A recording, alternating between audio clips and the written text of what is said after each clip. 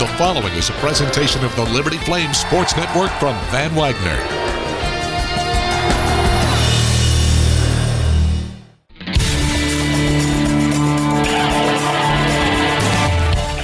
Broadcasting from the campus of Liberty University in Lynchburg, Virginia, the Liberty Flames Women's Basketball Show is on the air.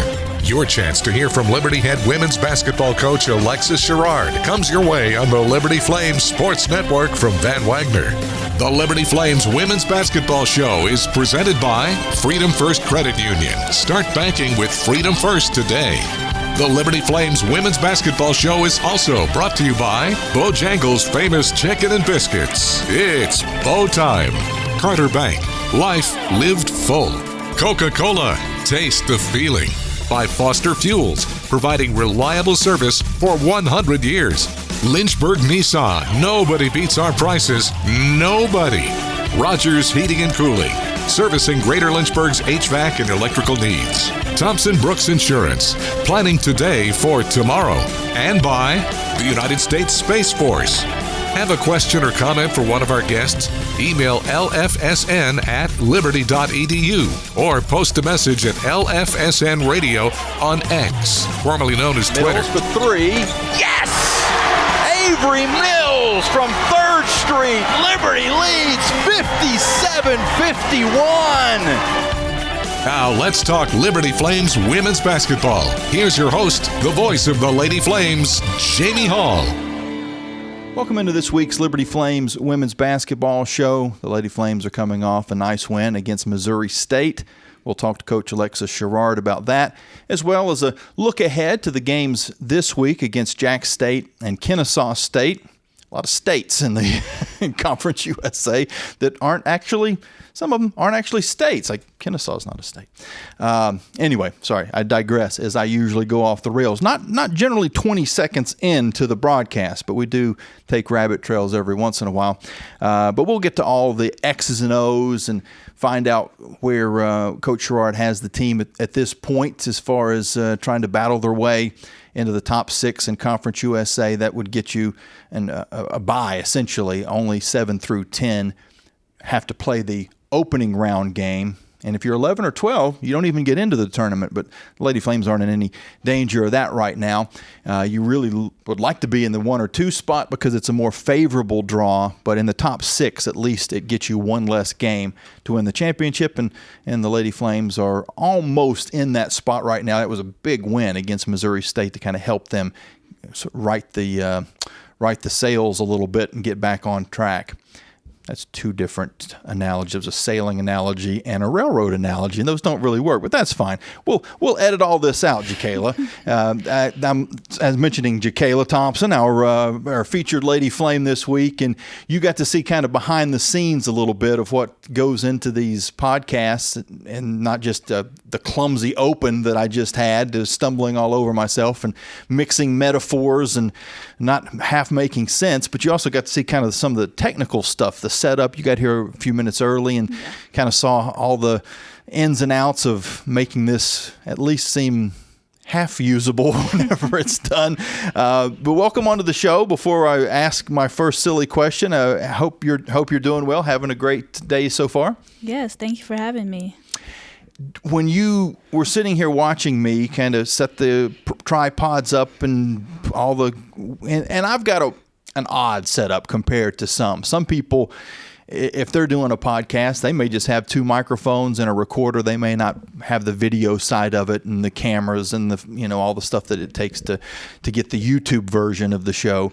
But did you look at this and go, oh, that looks like fun? Or did you look at it and go, that looks like absolute chaos? No, I honestly, I'm pretty shocked of the setup. I think it's pretty impressive how you have the lighting going on. I always wondered how is his lighting so well, but I like the camera, the tripods, everything looks so very detail oriented. So I like it. Well, good.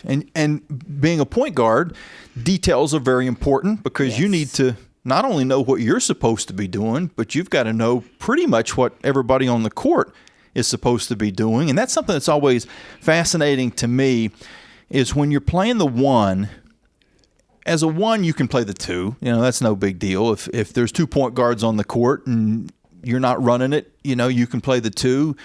Probably the 3 in this offense isn't that big of a deal. But the 4 and the 5, that's two different. That's a totally different world. And even really from 4 to 5 can be a different world. But you need to know where they're going because you're going to try to find the basketball.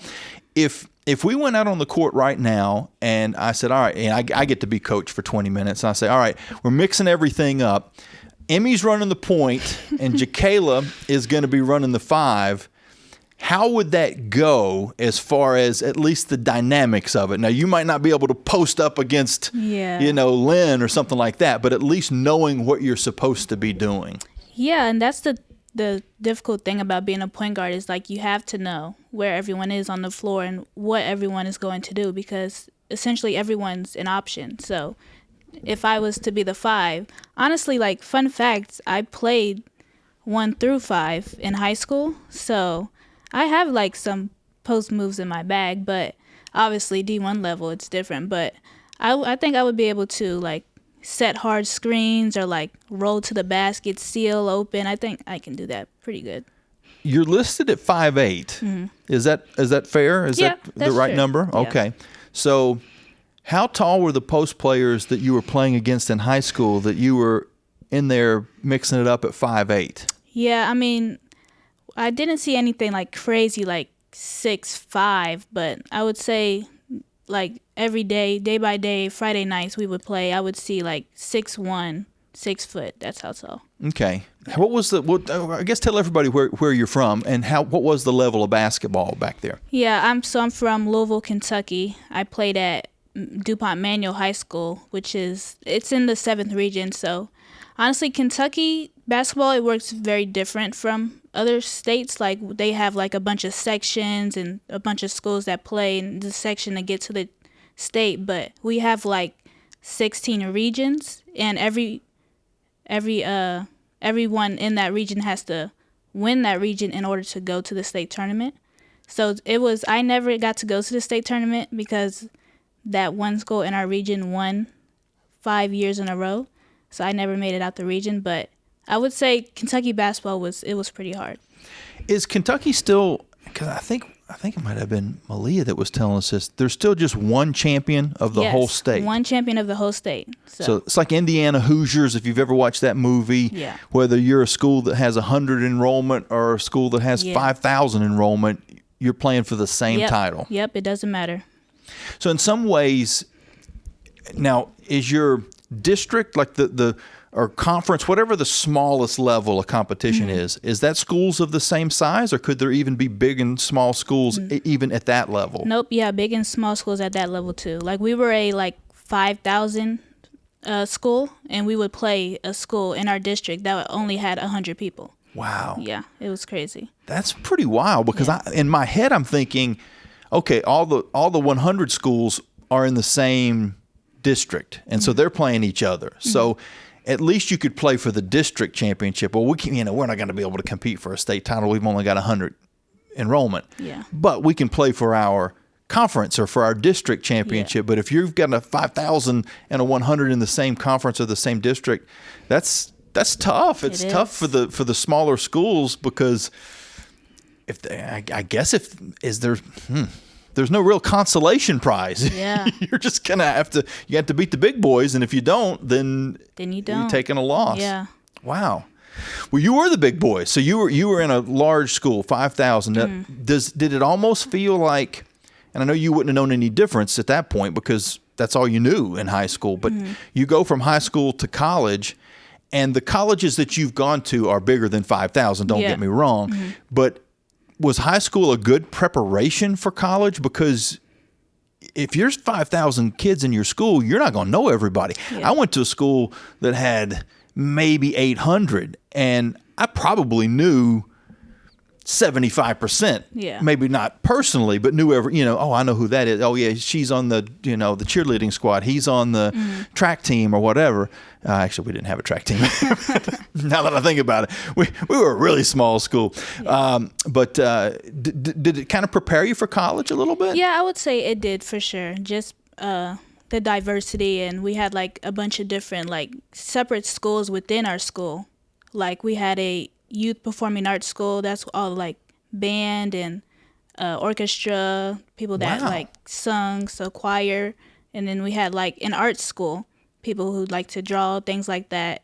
And then a regular like high school, they call it high school university. It's basically where they would call us like the not so smart, but it was basically all the athletes because that's what we did. We mainly did sports. So, yeah. So it was like a general education. Almost if you're thinking of from a college standpoint, if you were in a general ed class, as opposed to if you were at the law school or if you were at the medical school or something very, very specific. Were there trade schools there? Was there like a vocational school where you would learn carpentry or any of that kind of thing? No, just had like performing arts and then arts. So okay. Louisville, especially in the city, it's not rural, but you're not that far from horse farms and the expo center there across from the Churchill Downs, the horse track and all that stuff. So it would seem like that there would be a little bit of that. I guess you guys were in the cities. There probably weren't any farmer kids that were in your school. No, but I mean, there's like farmlands. Like if you go outskirts, almost not basically in Louisville outskirts, you would see that. But no, I wouldn't say I knew many like farmer kids. That's kind of fascinating to me because when you go to Kentucky, there's big cities. Louisville, as big as you're going to get. Lexington's pretty big too, and you're in a downtown and you just feel like you're in a big city. Yeah. But you drive for 10 miles and you in the country and you see horse farms and you see farmland and stuff like that. Yeah. So I always kind of wondered where that middle ground was, where you might, in this school district, if you go 2 miles this way, you're in the city and it's going to be kids that are kind of have an urban background. And if you go 2 miles this way, it's going to be kids that are getting up in the morning to feed the hogs. Like if there's that kind of middle ground, but you're saying that wasn't your school. No. How was the overall competition? You talked about how tough it was. There was one school that kind of dominated that region, but overall, was it a pretty high level of girls basketball? Yeah, pretty high level. I know like many girls right now that are playing Division I basketball that I played every single week, so pretty good competition. That's cool. Yeah. Tell us a little bit about your family and how it was like growing up. Yeah, so I have my mom and my dad. They are divorced right now. Been divorced 16 years, so pretty much my whole life. And then I have one brother and then a dog. My dog's Copper. He's a Jack Russell. He'll be 10 years old this year, so he's getting pretty old, but he's like my best friend, my ride or die. So, and then I have a brother. He's 21, turning 22 this year. He'll graduate from the University of Louisville, and he's actually in their marching band program, and he's cool. Minoring in music. So, yeah, he'll be graduating this spring. Now, I noticed that you gave us kind of the details about the dog before the brother. So is there a pecking order when you go back home? I mean, yeah, for sure. When I go back home, like my mom takes care of my dog, so I will go see my mom first because she has the dog, and then I'll go home to Louisville to see my dad and my brother. So okay, so we don't want your brother to feel too bad. Did you guys have a competitive background? Did you guys play some hoops or games? Yeah, I would say he really wasn't much of a hooper after like middle school. So we had that brother-sister competition in middle school. We would go to the YMCA and play one-on-one, and then afterwards he would like rebound for me because like I was the one like actually in competitive basketball. He was playing his instrument. Did you have any musical background? Yes, I did. So like I think 5th grade till 8th grade I played the saxophone. So and I was pretty good at it. I was which sax? Alto okay. sax. So yeah, I was actually like all districts, and then I ended up going to competing for like All-State. So I ended up being able to play in the All-State band for 1 year. So that was fun. So what you weren't able to quite accomplish in basketball as far as getting to the state level. Yes. You did, I did, yeah. in your music career. Yeah, I did, yep. That's pretty cool. Yes. Now, you're not that far removed from high school. Do you still pick up the sax every once in a while? No, I haven't. I mean, it's not really, I'm not good at it anymore, but I think I was talking about this with my mom when I'm done, probably, or in my free time, done with D1 basketball, I will pick up an instrument again because it's good to have like those certain skills.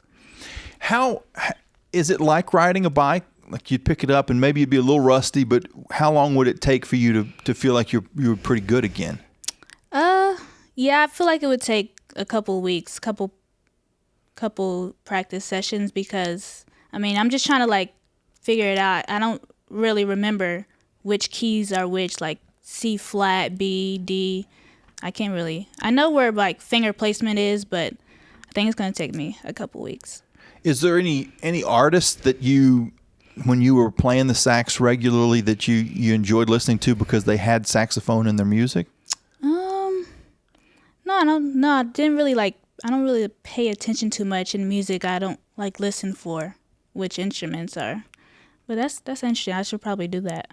The reason I ask is one of your teammates, Caroline Shirey, she's playing the harmonica a lot, and so I think now in her mind, if she hears a song with harmonica, it's probably going to catch her attention. And that's a little bit more unique. You don't hear a ton of songs with harmonica. Mm-hmm. Of course, you probably don't hear a lot of popular, type pop music songs with sax either. You got to go back a little ways. But there was some bands back in the 70s and 80s, and I mean, I'm sure there's still a few that saxophone was a pretty prominent instrument. I'm a big Billy Joel fan, and a lot of his songs have a dominant, sax solo in it, which is kind of cool. You go, I never knew a sax player personally, so this is the first time I've had a conversation with someone that can kind of go, hey, if you the next time there's karaoke, can you find, can you borrow a sax and maybe we can put this thing together? Yes. Caroline can be on the harmonica, you can be on the sax, and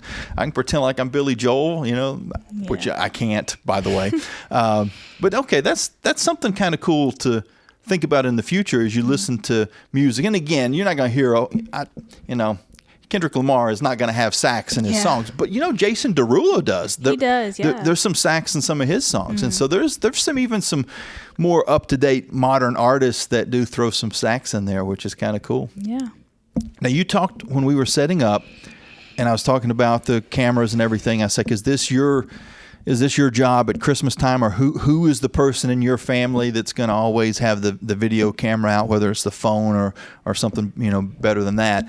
And you said it was your mom. Yes. And that she has kind of a background in that. Mm-hmm. Yeah, so she, ever since I knew, she's always had a camera in my face, and then she started like really just enjoying recording everything, and she's like always been into makeup and doing her hair, so she started like doing YouTube and like recording makeup routines, like just showing people like, oh, how I do this, and like kind of like a get ready with me, and then like with her hair, she's like showing like tips and tricks, and like she always colors her hair. She would put dye in it, post it online, and so she has a pretty big following on Instagram, I would say, for like stuff like that, and people really enjoy it. Okay, so if you call mom up and you say, I got a question, I need to know, you need help me with this, tell me how I do this, does she ever go, I got a video, just here, let me send you the link? Yes. I don't want to have to go through it again, just watch my video. No, yes, and some of the stuff like I would go and watch, like some of my hair stuff. She also has locks like me, so I would go online to her YouTube, and like the video's right there, it says how to blah blah blah. So wow, so you could even if one of your teammates was saying, I really need to do whatever it is, you go, oh, my mom's got a video for that. Let me send you the link. Probably, yeah. That is so cool. It is, yeah. Yeah, and so we gotta do a better job, I do, of finding out things like this, because then we could almost set up like this cheat sheet. So if you need to know how to bake cookies, so-and-so's mom has a video. She puts videos out on this, and the hair. Okay, JaKayla's this, musical instrument that go to this person. Yeah. So we can almost have our own little conglomerate of like YouTube channels. Yeah. That'd be pretty cool. Now, what if you were going to make your own YouTube channel of what you can do? Would it be basketball related, or would it be something else? No, I think basketball, like, I spend so much time basketball. When I'm, like, done with basketball, I need something. So I used to like to bake. My mom bought me this baking cake set with all the, like, tools and piping, stuff like that. So I would probably do some sort of, like, sweet treat, like, just baking and showing people.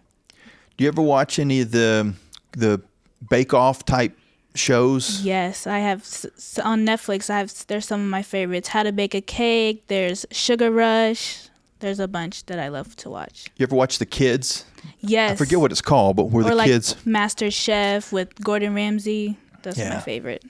Some of those cakes are insane. I mean, they make a cake that looks like a cat or a dog, yes, or a wintry mountain scene, and you go, yeah, how can you eat it? It looks like a piece of art. Yeah. I wouldn't want to cut it open. It's like, oh, you're cutting the family dog. Yeah, there's also ones that's like, is it cake or is it fake? Those ones too, where they make it look really real, and then they try to cut it open, and you have to like guess.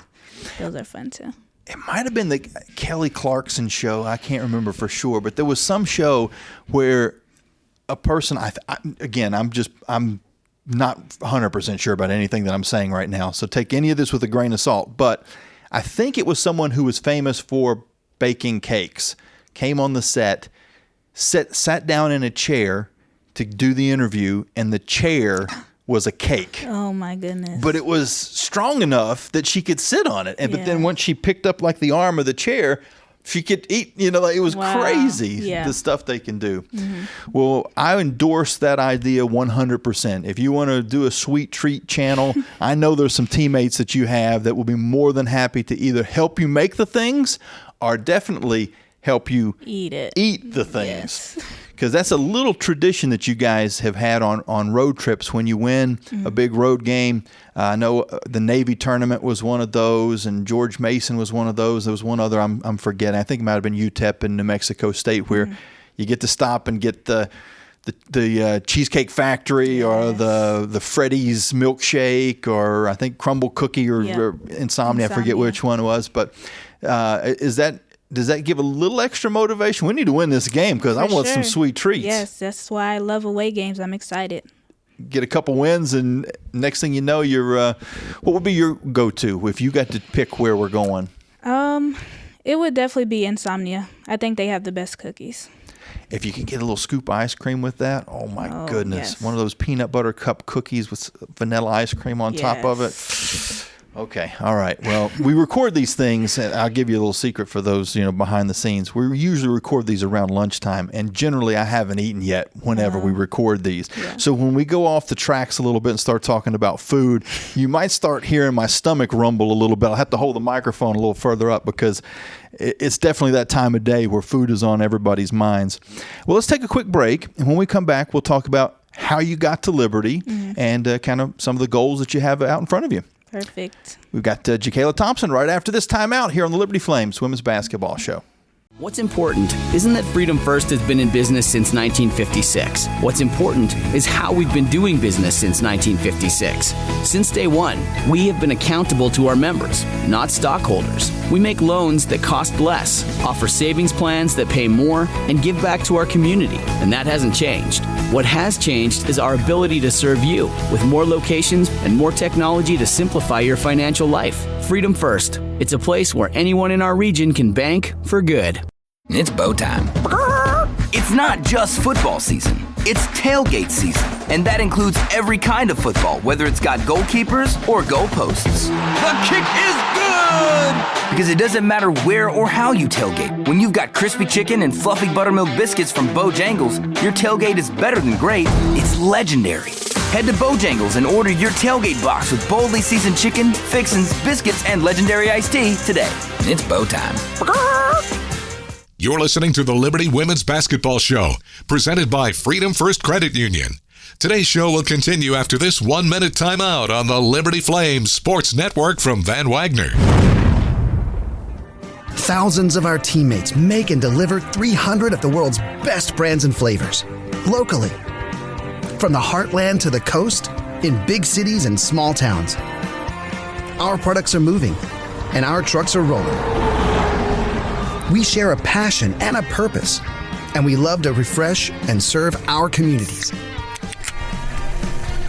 We are Coca-Cola Consolidated, your local bottler.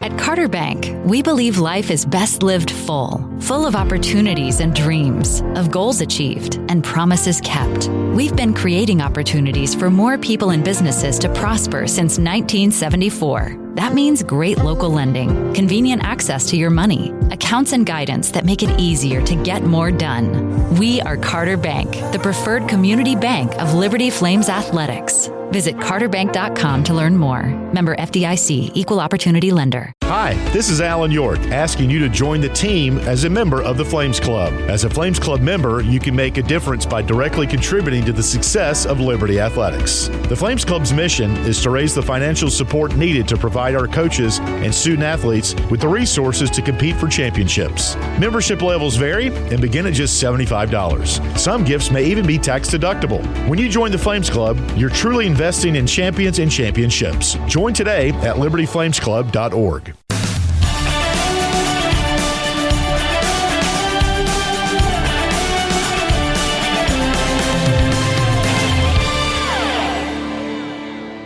Welcome back in. We're continuing our conversation with JaKayla Thompson. And JaKayla, I guess give us a little bit of a background from the point that you graduated high school, Louisville, Kentucky, and the recruiting process, where you landed, what your thought process in your head was as far as at that point, and then what eventually turned things around to where now you're here at Liberty University. Yes, so out of high school, at first I committed to Buffalo University, but some things, coaching didn't work out there, so then I switched to Boston College, committed to Boston College, and 2 years there, didn't really, wasn't really how I planned it out, so into the transfer portal, and then found Liberty. Coach Sherard found me, texted me on Instagram. That's how it is from there. What was I guess so Coach Sherard was the first, obviously, contact point. Mm-hmm. So your first impression of Liberty, I'm assuming, you may have heard of Liberty before that, but your first individual impression of Liberty was Coach Sherard. Was that all you needed, or did you come to the campus and what won you over? Yeah, no. Liberty, honestly, I hadn't heard from until I seen you guys in the tournament in playing Kentucky. So I was like, okay, I'll do some research, scrolling down, looking at things. And yeah, then I was like, okay, let me come on a visit, see what it is, see what it's like. Because I was talking to Sherard a couple weeks. We were back and forth, and then even trying to figure out, because my credits, transfer credits, they can get all messed up, and then you're going to have to, switch your majors. So he was just making sure, if I wanted to come here, that my academic credits were going to be straightened out. So that's one thing that interests me, because, other colleges I was talking to, they were telling me, oh, yeah, you can major in this or whatever you want, but, once I got there, my credits weren't going to be, straightened out, and I was going to have to maybe not graduate on time, things like that. So I really appreciate Coach Sherard, really breaking it down for me and telling me, hey, you can't, just come here and, still be on the same track that you were. So I think that level of just being open and honest on both sides, whether it's the player coming in and saying, hey, this is what I want, this is what I need, this is what I'm looking for, and then the coach being honest about what you need to accomplish to get your degree. It reminds me a little bit, and I know I'm going to say a name in the state of Kentucky that is going to draw either love or hate, but John Calipari, whether you love him or whether you hate him, the thing that you see when you look at some of the documentaries about the guy is he would just flat out honest with his players. Mm-hmm. You don't need to come back here. You need to go to the NBA. You're going to be a top 3 draft pick. you come back and get your degree. Once your NBA career is over, come back and get your degree. But you go while you're healthy, and you need to leave. And how many coaches are going to give that advice, giving away an All-American player, but saying that's what you need to do? And so sometimes finding a coach that's willing to be just flat out honest with you and say, if you come here, you're gonna have to make up a little extra ground, because everything's not going to transfer. Because I think so many times everybody wants to make things just rainbows and butterflies, and everything's going to be perfect, but it's not always perfect. And I think that's probably the negatives of the transfer portal. And you have lived through this, and I feel bad for some of the. It generally ends up being on the men's side more than the women's side, but it can be both. And football is probably a little bit more so than basketball, where they have a 4-year career and they played at 4 different schools and have no chance of graduating. I mean, there's just no chance that you're going to graduate under those circumstances, and you can kind of lose sight of what the ultimate goal is. Now, if that same guy goes to the NBA for 10 years and makes $100 million, the degree's not as big of a deal to him. He can come back and get that later if he wants to. But if that same kid transfers to 4 schools, no matter what the NIL is, that's great. But after 4 years, if there is no NBA career and there is no professional basketball career, you go into the workforce, and that could be a shock. Do you think it would be helpful if maybe this is your calling, or maybe someone else that this is their calling, if there was a YouTube series or a podcast series saying it's not all great as far as what NIL and the transfer portal is? There's some pitfalls in that too. Here's some things I dealt with, and then maybe interview other guys and girls that have gone through some things like that too. Is that something that you'd be willing to do? Yeah, it is, honestly, and that's what I've been seeing nowadays. That's how you can get to people with the technology nowadays, is just telling them in a podcast, or breaking it down in a YouTube video or something like that, just to explain it better, instead of sending an NCAA packet full of here's all these rules you need to read through, and it's just pages and pages, and we really don't know what the complications are with that. So I think podcasts like that really helps. Yeah, and I'm sure you've seen this with, you mentioned that you've got some friends and people that you competed with that are playing Division I, and I understand there's going to be scenarios where you end up somewhere, the coach leaves, or you get there and it's just not the scenario that you're expecting it to be, and so you feel like a fresh change is good. But full credit to you that your first thought was, are my credits going to go across? Am I going to have to miss my graduation expectancy? Those are the things that were on your mind. Not everybody thinks that way. So you could definitely provide some insight to others that are going through the same things that you were going through. Yeah, for sure. Because education comes first for me, especially with any women's sports. After these 4 years, you could be done playing, and you're going to have to go do something with that degree that you have. Well, let's say everything goes great and you have the opportunity to play, whether it be overseas. I mean, we see Bella Smuda. I know you didn't really play with Bella, but you probably overlapped as far as your recruiting process a little bit. Maybe you met her somewhere along the way, but she's playing over in Europe, and we've had other girls that have had reasonably long careers playing in, whether it be Australia or Israel or Poland or wherever. Is that something that you would be willing to look into? It is, honestly, and I love traveling. I've been over to Europe before, and I would honestly love to go over there again and play somewhere.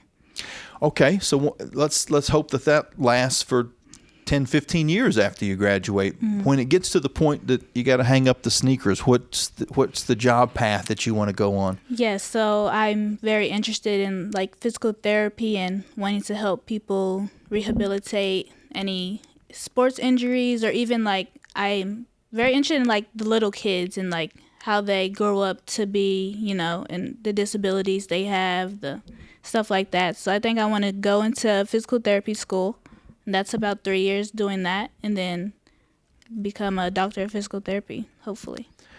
And unfortunately, being an athlete, you've probably had some injuries, and you've certainly seen some of your teammates have to deal with injuries.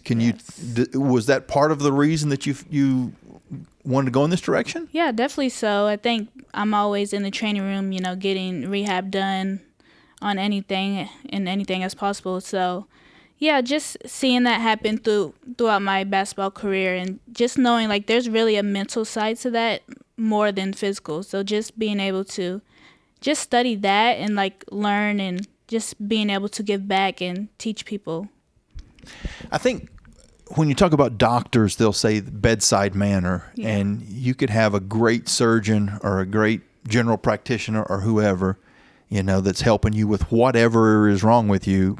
But if they are gruff and not very nice and not very friendly, it completely changes your experience. They may be the best oral surgeon in the world, or they may be the best, brain surgeon in the world or whatever. But if they're mean and they're not very, they're not easy to talk to, it's going to change your experience. And that can certainly be the case with athletes, because you guys not only are dealing with whatever is physically wrong with you, but that's put you out of playing your sport. And if that's the only thing and there's some people that's all they ever know. They're a football player. They don't know anything but football. They don't know anything but basketball or baseball. And then all of a sudden that's taken away from them. That bedside manner is almost as important as helping them. And it seems like that would be something that you would be good at. Yeah, for sure. Just knowing them on a personal level and knowing what they went through it's very important.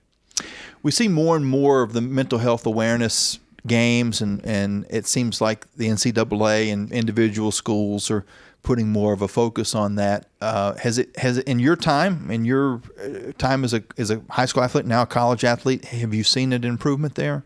Yeah, definitely. I think there's more of a emphasis on mental health, and I think just being able to keep striving at that and showing awareness is very important.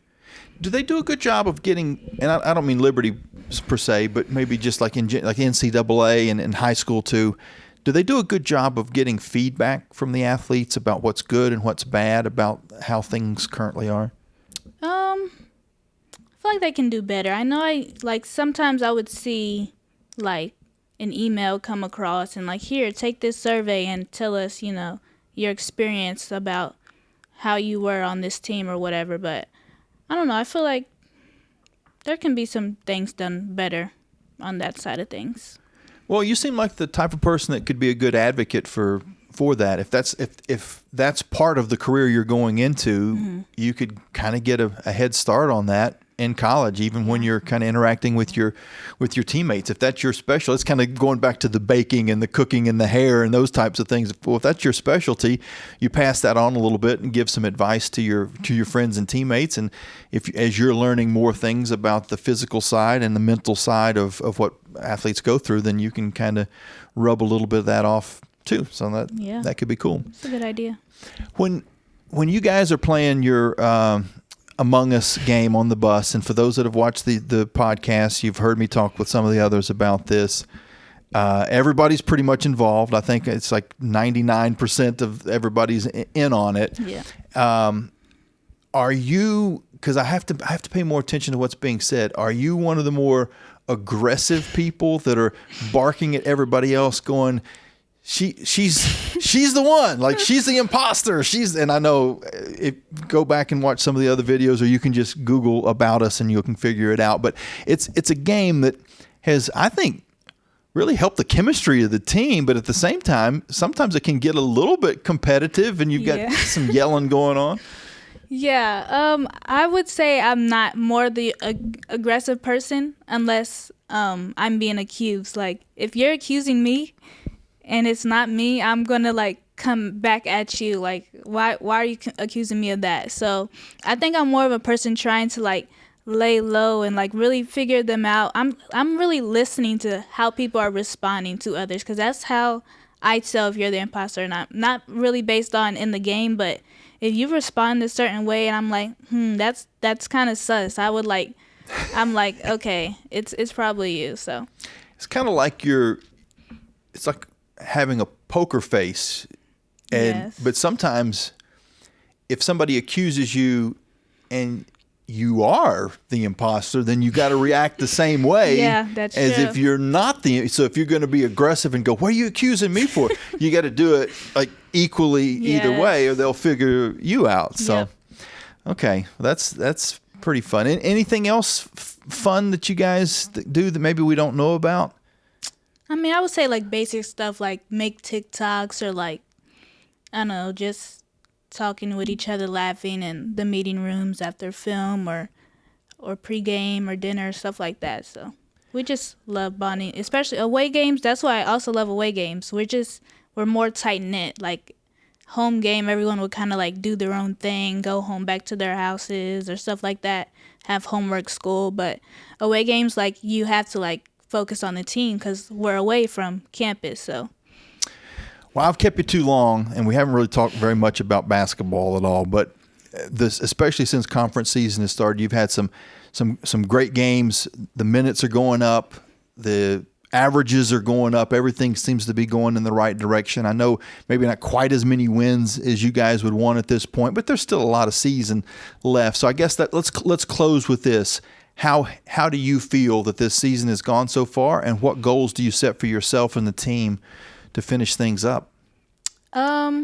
So far this season, I feel like there's just, I would say, a lot of unfinished like business that we have, and I still have this like unsatisfied like feeling, like, because I know I've seen like what our peak is, and I know how good we are. So I would say, yeah, just right now I'm unsatisfied, and I'm still trying to be that leader and continue to push my players, my teammates, off the court and in practice, because I know where we can be at. So I think just still striving to that as we reach closer and closer to conference championship. And it's pretty wide open. I mean, Louisiana Tech's pretty good, Middle Tennessee's pretty good, but everybody's got losses. Yeah. And so on any given night, it's wide open as far as this conference. So you go on a run at the right time, and there could be a ring in your future and another NCAA tournament for the team, which would be outstanding. I know that's what you guys, I know that's what your goal is, and that's what you're working towards. Mm-hmm. And we'll root you along on that journey. Yes, thank you. That was JaKayla Thompson. And we'll be back with head coach Alexis Sherard right after this here on the Liberty Flames Women's Basketball Show.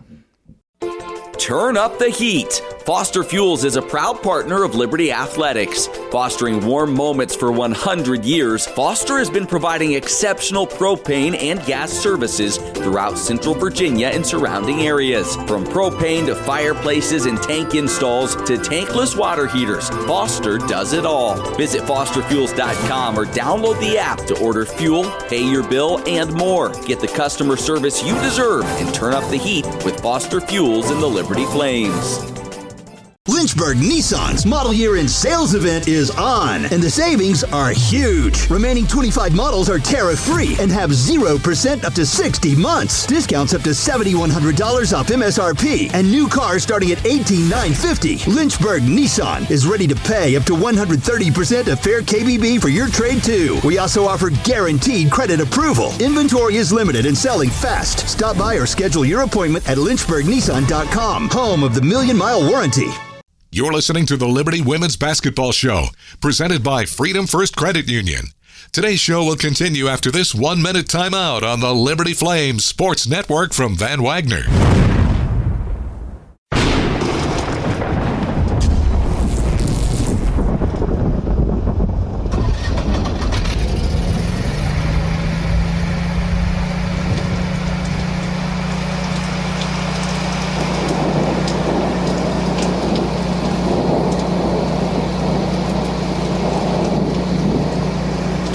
Rogers Heating, Cooling, Electrical, and Plumbing. Your certified Generac backup generator experts. Online at callrogers.com. The light from a star can take millions of years to reach Earth. So when you look at a star, you're looking back in time. But I see the future. I see exploration and courage. I see my country finding new horizons out there. And I see giant leaps making a comeback. I see myself. The future is where I'll make history. This message is brought to you by the United States Space Force. More information is available at spaceforce.mil. Thompson Brooks Insurance has been serving Virginia for over 35 years, helping individuals and businesses with their insurance and investment needs. The team at Thompson Brooks is experienced in understanding Medicare, retirement planning, life insurance, the healthcare marketplace, and group insurance benefits. Call Thompson Brooks Insurance at 434-385-8500. That's 434-385-8500, or visit them online at thompsonbrooksinsurance.com. Thompson Brooks Insurance, planning today for tomorrow. Have you downloaded the Liberty Flames mobile app? If not, what are you waiting for? The Liberty Flames mobile app is your lifeline to Flames athletics. Get the latest news on your favorite teams, find upcoming schedules, buy and download tickets to the next game, listen to podcasts, and hear our online Liberty Flames Sports Network audio broadcasts. Pass caught into the end zone. Light 'em up. Touchdown, Liberty. It's all on the Liberty Flames mobile app. Download it for free from your mobile app store today.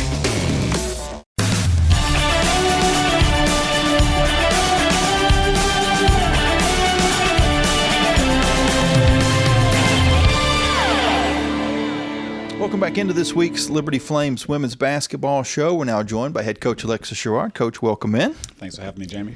Coming off a nice win against Missouri State. I guess, in fairness, we got to talk about both games over the weekend. The first game not as good of an outcome with FIU, and I would say this is so tough. This year in this conference is so wide open. You know, we've talked about how the preseason polls are so useless now as far as you're just throwing a dart at a wall guessing who's going to be good and who's not going to be good, teams that were picked near the bottom or near the top and vice versa. I don't know, having seen just about everybody in the conference so far, if I could tell you the order and be completely accurate right now. Is Missouri State better than FIU? Is FIU better than Missouri State? I don't know. That's tough. They're pretty equal as far as that's concerned. Where's Delaware in the mix? Well, they lost some games early, but then they won some games. But then, boy, Missouri State kicked them around. And so it's. I think there's still a lot of uncertainty, and that goes to that inconsistency that you and I have talked about. The Lady Flames have shown a lot of inconsistency. From Friday to Sunday, there was an inconsistency there. If the team played on Friday the way they did on Sunday, they probably win both of those games. And everybody in the conference is dealing with that because there's so much youth and so much turnover on just about all these rosters. Sam Houston might be the one exception to that because they've got a lot of players that are back from last year. But in general, every team is dealing with a lot of new faces, and you see some games, it's like Jekyll and Hyde. It's like, what team was that, And then the next game, they're back to what we might consider normal. Is that a fair assessment of the league? It is. I mean, I would say La Tech, they're young. But they have a lot. I think their whole starting 4 out of their 5 returning, but still young. But absolutely, I think every coach is still trying to find the right theorem, the right formula. And at this stage of the game, especially in conference, is about consistency. So, I mean, that's obviously what we're dealing with, what you're alluding to here, that consistency for every coach. I mean, obviously, if every coach knew how to do it, they put it in a bottle and start selling it. So, obviously, we're no short of that problem as well. But yeah, a great showing on Sunday. Very proud of our ladies. And as I was saying, we just have to do it for 40 minutes on a consistent basis. What would be if we'll get very general because the average fan is probably not going to want to even get too deep into the X's and O's and they ran this and we ran that and this matched up and this didn't match up. But just in general, I guess the what do they call it? The 30,000-foot view of both games. What went well that won Missouri State and what didn't go well that cost you guys the loss against FIU? Well, I mean, if I had just a general umbrella for both games, I felt against Missouri State we defended the basketball much better. I thought our defensive rotation, bottom help, was much better than it was on Friday. One-on-one defense was better, obviously, on Sunday than it was on Friday. So to compare the two just defensively, we were really locked in. I think offensively, both games, we shot the ball relatively well, decent percentage for the game. And but for no question about it, just defensively we were locked in, and we're really sharp just with regards to our defensive assignments. When you play a team that puts pressure on, and both those teams are good defensive teams. I think FIU probably forces a few more turnovers per game, but both teams are gonna dig in on you defensively. Is the best approach a taste of their own medicine, kind of? If you can, you're going to give up some turnovers. This team forces 24 a game. We're going to try to keep it closer to 16, but they're going to force some turnovers. But is it like fighting fire with fire? If we can get them to turn the ball over 16 times, we can even that category out. Well, you have to just be careful because you have to be who you are. I mean, you have to know what your identity is. Some teams, their identity is just pressing, trying to get offense from their defense. So if that's not your identity and then you try to copycat your opponent, you can somewhat get yourself in trouble. I mean, if your players are not used to or acclimated to that style of play on a consistent basis, if you don't practice pressing, if you don't practice up the line, on the line defense in your man-to-man, and then you try to do that against your opponent, on an inconsistent basis, you can get into trouble. You could probably even have more flaws in your defensive scheme just because the players aren't used to that. So I think you just have to know what your identity is. I think any team on offense, their goal has to be take care of the basketball, limit your turnovers, try to get as many field goal attempts as you can. There's a fine line. But I'm sure defensive and tenacity, those are synonyms. So you always want to play hard defense, but you want to obviously prevent your opponent from scoring the basketball. And by that is obviously defending and then finishing possession with a rebound. I don't always mention the assistant coaches as much as I probably should. So let's give a little credit. Whose scout was that against Missouri State? On Sunday, that was Coach Palmer. Brad Palmer. The thing that stood out to me was the number of times that it seemed as if we knew what they were running as well as they knew what they were running, because we were getting hands in passing lanes and forcing some turnovers. Not maybe that, as you're saying, not that trapping style of 94 feet of Nolan Richardson. I won't say what he said, but you know what I'm saying. But just knowing what they're trying to do and beating them to the spot. So Coach Palmer, way to go, because the girls really seemed like that they were almost running their plays for them. Yeah, no, I think it was a combination between the scout and just a combination of the players just being locked in and really committed to defense. I mean, we've been stressing it for some time now. Again, if I knew what clicked for Sunday's game, I put it in a bottle, I put it on eBay. So, that, and then you're just going back to the consistency. But they did a great job. I thought they were very active. Our rotations were much better than it had been in the past. We have guards. My 2 point guards had 9 rebounds defensively, 4 and 5 respectively, with Claudia and JT. So, to me, that's just a team that's dedicated and locked in and committed to our defensive plan. Speaking of JT, we talked with her earlier and a little bit about kind of her adventure getting to Liberty and the transfer portal and all the things that was necessary. And I think the thing that stood out in that conversation, we'll talk about her on-court stuff here in just a second, but she mentioned how much she appreciated when she talked to you in that process, how honest you were about what it was going to take for her to graduate and what credits she would lose and what things she would need to do. And that's not always going to be the case with every coach that you talk to in the portal. They're going to sugarcoat things a little bit. So is that something that you've kind of picked up during this new era, this new age of NIL and transfer portal, that being honest with the players is the only, I mean, obviously you want to be honest all the time, but maybe even go beyond that and say, have you been thinking about this aspect of this process? Yeah. So with JT, that was an interesting recruiting process. And, our recruiting style here is obviously honesty, straightforward. What you see is what you get. And with JT, she had an interesting academic situation coming from BC.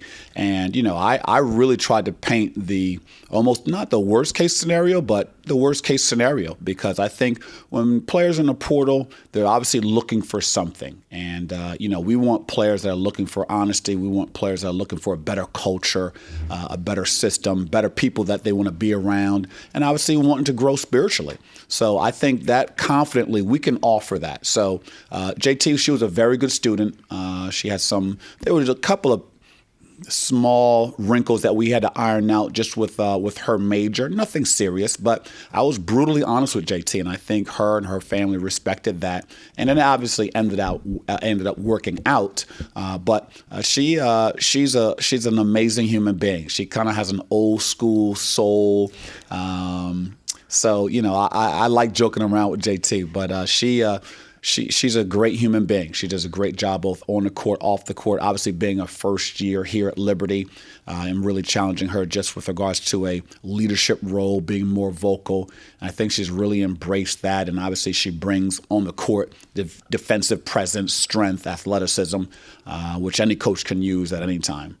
How would you say her progression has been? Because we see her now into the starting lineup, more minutes. Averages are going up as far as points per game, rebounds per game, steals per game, assists per game. Everything's moving up in a positive direction. Well, I think that it's an accumulation of things. I mean, obviously JT's hard work. I mean, she's a gym rat. She puts in the extra time. I'm in my office, early, late. I see her on a gun. She's working out, working on her handle, working on shooting. So the work that she puts in is definitely paying dividends. Also, she's, a little banged up early in the year, had some tendonitis. I think that's getting better. So I think that's enabling her to play better and do what she's capable of doing. But for sure, no doubt the hard work that she put in is finally paying off. And then, it's her first year here, so she had to learn the system. We run a lot of sets here, a lot of different plays, so it's a whole new culture, a whole new system. So, obviously that takes time. I mean, with regards to the transition from one school to another coach, another semantics, different terminology. So I think she's gradually getting more and more comfortable. So I think when players are able to think less and play more, I think that's when they can really maximize their potential.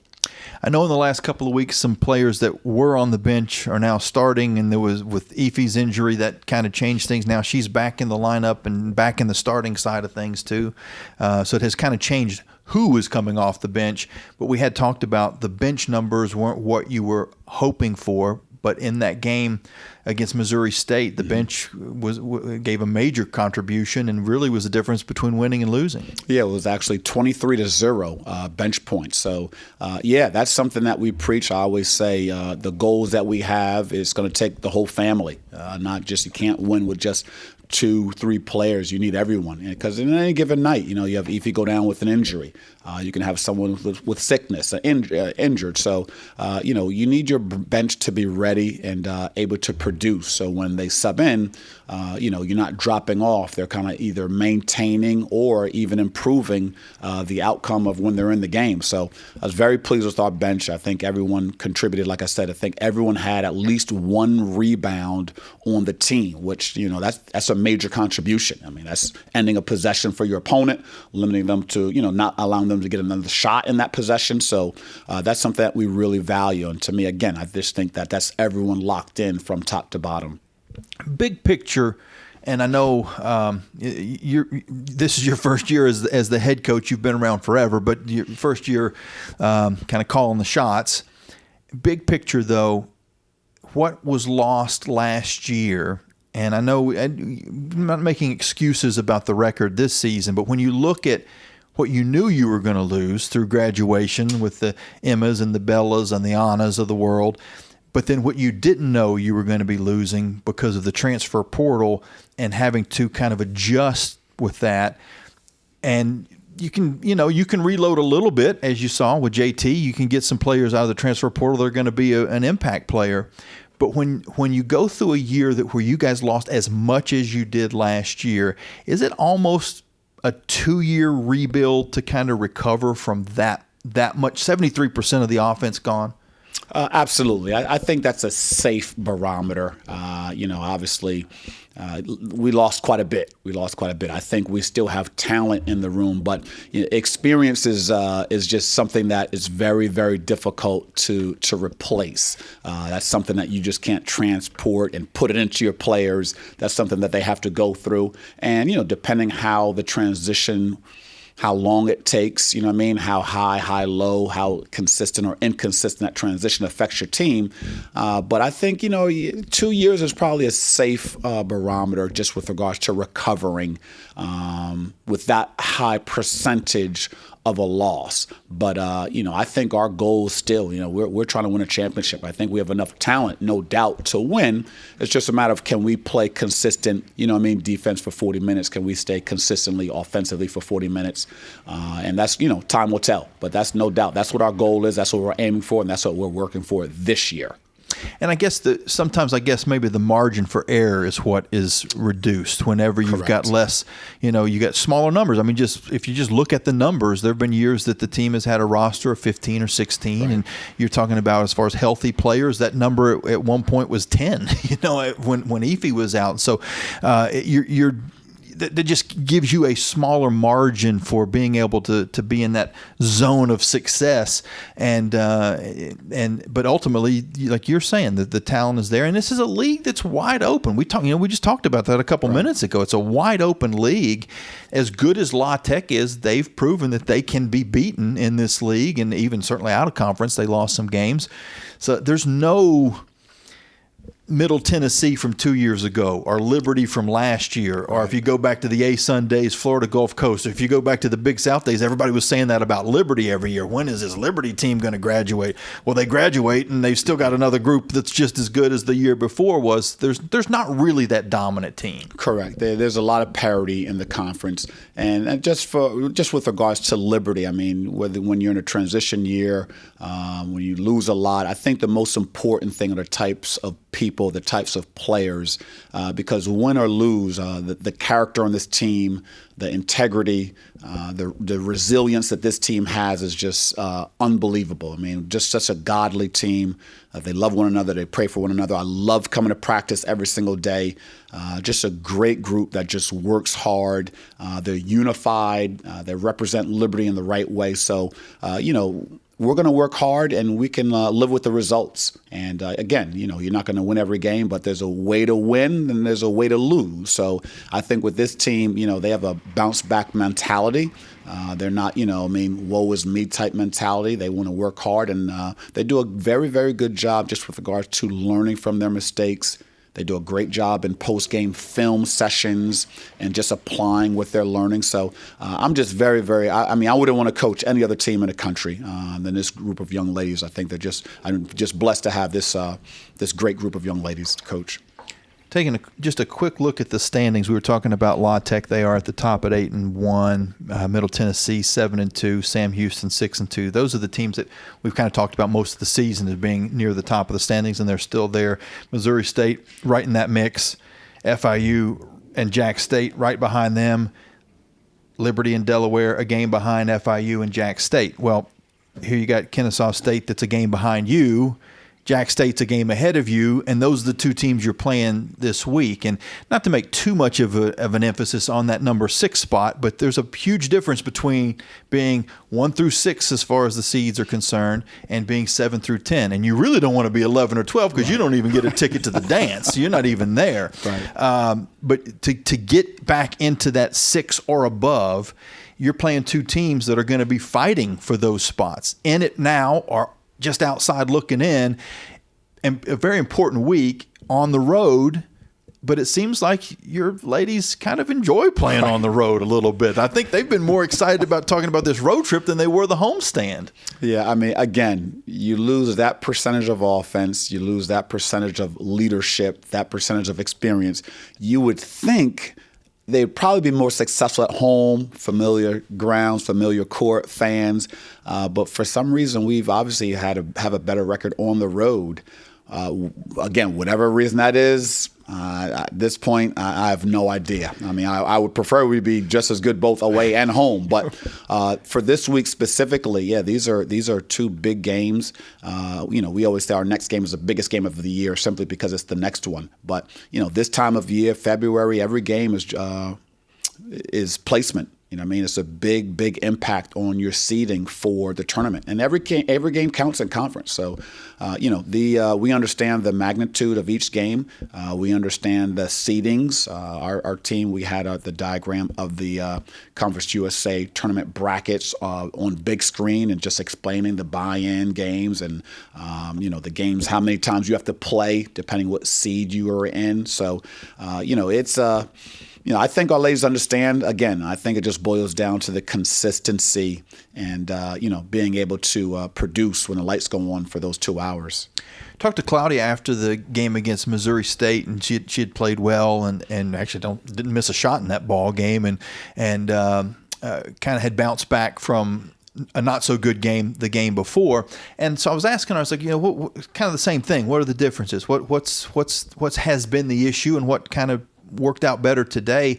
And her approach was, this team is close. We're close off the court. We love each other. We want to be around each other, but it just wasn't translating to on the court. Mm-hmm. We were saying the right things, but the actions weren't matching the vocalization. And she's like, in this game, we actually went out and did what we said we needed to do. And is that fair from the coaching vision of what's happening as well? Yeah, absolutely. I mean, there's no doubt these ladies, they definitely love each other. They know how to have a great time together. I think they enjoy each other's company. I think they've heard leadership. I think they've heard what needs to be said, the right things to say. But, saying those things from experience and saying those things from hearing it from upperclassmen the year or two before are two different things. So, to implement what you're saying, to implement what you're encouraging, there's action behind it. So, again, I think that plays back to experience. So I think our ladies, they respect one another, they love one another, but, you just can't teach that experience. And I think they're gradually gaining experience. Obviously, as the season progresses, they're going through experiences, the good and the bad. And I think they're starting to learn and really put into application those encouraging words, those leadership role words, what it takes to, knuckle up and really get gritty and, what it takes, the level of intensity it takes to get a win in conference play. That next game up you were talking about is JAX State, and Coach Petrie, talk about a fiery coach. You might, if you look up fiery coach in the dictionary, you might have a picture of Coach Petrie there. Rick is he's a fireball for sure, but he's also got his team playing a lot better than the preseason predictions would have said. The preseason predictions said they weren't going to make it to Huntsville, and right now they're in really good shape to not only be in Huntsville, but to not have to play in that opening round game. What has he done to get that group playing as well as they have? Well, Rick does a great job. I mean, as you alluded to, he's an intense coach. He's a fiery coach, and I think his team takes on that personality. And he has good players. I mean, this conference, every team has good players. It's just a matter of who's going to perform on any given night. And he's an interesting group. His post players are his leading scorers. I mean, his post players, they're shooting threes, they're driving to the basket. So a little unconventional. A lot of 5 out. But they play hard and they have shooters. Anytime you play hard, you defend. He likes to press a little bit, turn up the heat on defense, and you have players that can shoot the basketball and score. That's a good recipe for success. So they're playing well, they're playing hard, and we'll have our hands full. We'll need to be locked in to come out with a W. Well, if anybody's listening in or watching the podcast down in northern Alabama area, middle Alabama, I guess more middle Alabama than northern Alabama, middle Alabama or over into Georgia, make your plans to come out. Thursday night, it's 7:30 Eastern, so that'd be 6:30 local time there, and then 2 o'clock on Saturday, assuming we don't have any more weather issues. We're going to be Thursday and Saturday from now on. But then that game in Kennesaw, we're just outside of Atlanta, so not a bad drive for anybody who even lived in South Carolina or down in the southern part of Tennessee. I'm trying to get them drumming it up. Even northern Florida, you can get up, make it a day trip and come watch some Lady Flames basketball. I know there's a lot of alumni. We've even got some alumni. I know the Becca Lightfoot for one is in the Atlanta area. I know there's some. Oh gosh, I shouldn't have started naming names because I'm going to forget 6 people that also live around there. But it's kind of an opportunity to maybe get a few Flames fans in the seats as well. Absolutely. I mean, I was going to say all the way if you're from Lynchburg. Come on, drive down. And we got a few that do that. We will have a few that do that. So we're always appreciative of our fans. We love our fans. They do a great job supporting our ladies and supporting our program. So, yeah, like you're saying, if anyone's available, Saturday afternoon, 2 o'clock, midday. So you can, wherever you're coming from, you don't have to get back too late. And then obviously on Thursday, anyone, all are invited. Bring the kids, bring the families. We'd love to have you, and we appreciate all the support we get from our fans. Sounds good, Coach. We'll see you there. Okay. Thank you, Jamie. That's head coach Alexis Sherard. Again, the Lady Flames, we mentioned that game on Thursday night, Jacksonville State, 6:30 local time. But if you're trying to follow along either on ESPN or you want to listen to the game on the radio broadcast, we're on YouTube, we're on Facebook, we're also on the Liberty Flames app. That's really a great tool if you're a Flames fan. Download that Liberty Flames app. So much content on there. The schedule's on there. It'll kind of keep you up to date as what's going on. You can set up your notifications and kind of keep up with what's happening with Liberty Flames athletics, and we'll be there for you the whole way, following Coach Sherard and the rest of the team. Have the post-game interviews that you can listen to as well, pre-game and the broadcast. Again, libertyflames.com, the Liberty Flames app. You can also follow us on YouTube, Instagram, and Facebook. Until we talk again. Oh, and X. I forget. We usually throw some things on X. We don't actually broadcast on X, but usually the links will be there as well. So if you're an X person, a former Twitter person, you can find that info there too. So until we talk again on Thursday night, this is Jamie Hall saying so long and God bless. You've been listening to the Liberty Women's Basketball Show with head coach Alexis Sherard on the Liberty Flames Sports Network from Van Wagner. Today's show has been presented by Freedom First Credit Union. Start banking with Freedom First today. The Liberty Flames Women's Basketball Show has also been brought to you by Bojangles' famous chicken and biscuits. It's Bo time. Carter Bank. Life lived full. Coca-Cola. Taste the feeling. By Foster Fuels, providing reliable service for 100 years. Lynchburg Nissan. Nobody beats our prices. Nobody. Rogers Heating and Cooling, servicing Greater Lynchburg's HVAC and electrical needs. Thompson Brooks Insurance, planning today for tomorrow. And by the United States Space Force. Liberty Flames Basketball is an exclusive presentation of the Liberty Flames Sports Network from Van Wagner.